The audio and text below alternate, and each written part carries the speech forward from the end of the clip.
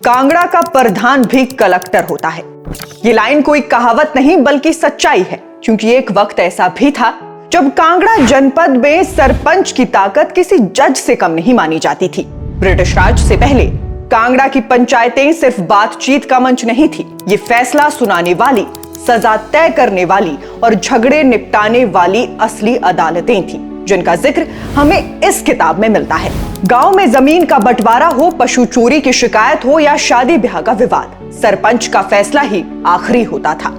कांगड़ा के इसी सिस्टम को समझने आए थे अंग्रेज अफसर लियोनार्ड मिडल्टन, जिन्होंने कांगड़ा की परंपराओं को एक किताब में दर्ज किया, customary law of Kangra district. ये सिर्फ किताब नहीं, कांगड़ा की सदियों पुरानी सोच और न्याय की शैली का सबसे अहम रिकॉर्ड है। मिडल्टन ने अपनी रिपोर्ट में साफ लिखा कि यहाँ की पंचायतें एक तरह से लोकल कोर्ट है, जहाँ शादी, जमीन और विरासत के मामलों में लोक परंपराएं ही कानून मानी जाती थी।